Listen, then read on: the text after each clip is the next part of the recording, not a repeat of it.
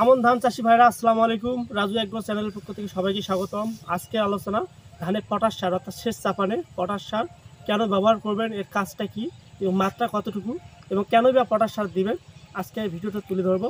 অবশ্যই নতুন ভিউয়ার্স হলে অবশ্যই আমার চ্যানেলটা সাবস্ক্রাইব করে পাশে থাকবেন।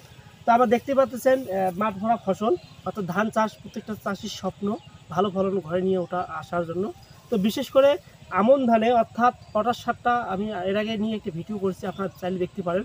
পটাশ সার দিলে আপনার কী হবে, অর্থাৎ শিকড়গুলো বৃদ্ধি হবে এবং গাছের যে গ্রোথটা ওটা ভালো রাখবে এবং গাছটা শক্তিশালী। অনেক সময় বাতাসে স্যাঁতসেঁতে আবহাওয়া অর্থাৎ হালকা বাতাসে গাছ শুতে পড়ে, অর্থাৎ ভেঙে পড়ে যায়, জায়গায় জায়গায় শুতে যায়।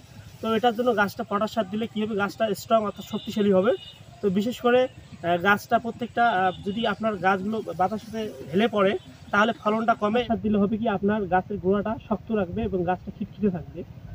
থোর আসার 15 দিন আগেই মূলত ওই পটাশ সারটা দিবেন, কারণ পটাশ সারটা দিলে আপনারা ভালো ফলন পাবে, ফলন বৃদ্ধিতে অনেক সহায়তা করবে।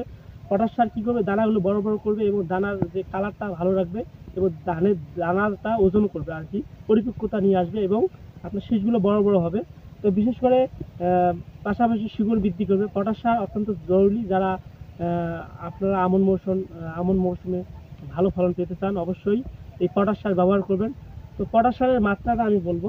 তো চাষি ভাইরা আবহাওয়া ভেদে অর্থাৎ গাছের উপর ডিপেন্ড করে। পটাশ সারের মাত্রাটা আমি বলতেছি চাষি ভাই।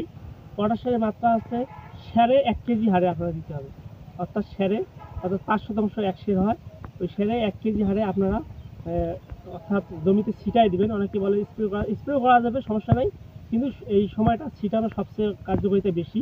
কারণ আপনারা ছিটাই দেবেন অনেক সময় দানা জাতীয়, যেটা দানা সেটা ছিটার জন্য ভালো হবে, কারণ গাছের পাতা আটকার কোনো নাই। আর যেটা চিকন দানা ওইটা গাছের পাতা যদি আটকে পরে স্পট হবে, কালো ধূসর বর্ণের দাগ হবে।